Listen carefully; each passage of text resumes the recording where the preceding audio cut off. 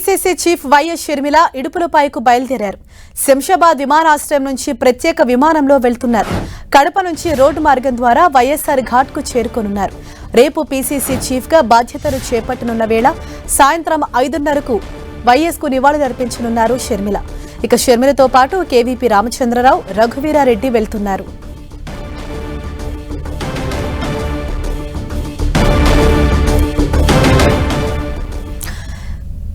దీనిపై మరింత సమాచారాన్ని మా ప్రతినిధి రమేష్ మనకు అందిస్తారు. రమేష్, ఏ సమయానికి షర్మిల ఇడుపులపాయకు చేరుకుంటారు? ఆవిడ షెడ్యూల్ ఏ విధంగా ఉండబోతుంది? అలాగే షర్మిలతో పాటు ఎవరెవరు వెళ్తున్నారు?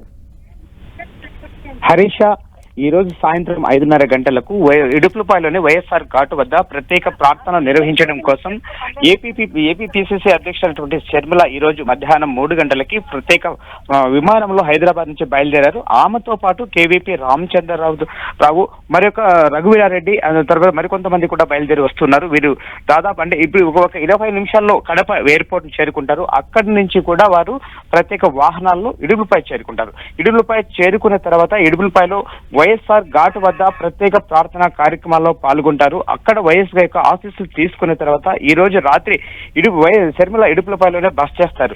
ఈ బస చేసేతో పాటు ఆమెతో పాటు కేవీపీ రామచంద్రరావు గారు, అదేవిధంగా రఘురెడ్డి కూడా, వీరిరువురు కూడా ఆమెతో పాటు సుదీర్ఘమైన చర్చలు కూడా జరుపుతున్నారు. ఎందుకంటే ఏపీ పీసీసీలో ఎటువంటి మార్పులు తీసుకురావాలి, ఎన్నికల్లో సమీపిస్తున్నటువంటి తరుణంలో క్యాడర్ని ఎలా ముందుకు తీసుకెళ్లాలన్నటువంటి అంశాలపైన సుదీర్ఘంగా చర్చించే అవకాశం మెండుగా కనిపిస్తోంది. అంతేకాకుండా ఎన్నికల మేనిఫెస్టో కమిటీని కూడా ప్రకటించిన నేపథ్యంలో మేనిఫెస్టోలో ఏ అంశాలను ప్రస్తావనకు తీసుకురావాలి, ఆ తెలంగాణలో ఎటువంటి అంశాలను తీసుకోవడం వల్ల అక్కడ విజయం సాధించాము, అదేవిధంగా ఏపీలో ఎటువంటి అంశాలను తీసుకుంటే మనం ఎన్నికల్లో జనంలోకి వెళ్ళగలము అన్న కోణంలో కూడా చర్చించడం కోసమే ప్రముఖులందరూ కూడా ఈ యొక్క ప్రాంతానికి వస్తున్నట్టు కూడా తెలుస్తోంది. ఎందుకంటే షర్మిలతో ఇక్కడ ప్రముఖులందరూ కూడా ఒక ప్రత్యేకంగా సమావేశం అవడంతో పాటు ఈ అనేకమైన అంశాలపైన చర్చించేదానికి కూడా ఒక అవకాశం ఇక్కడ కనపడుతోంది. Harisha, thank you Ramesh.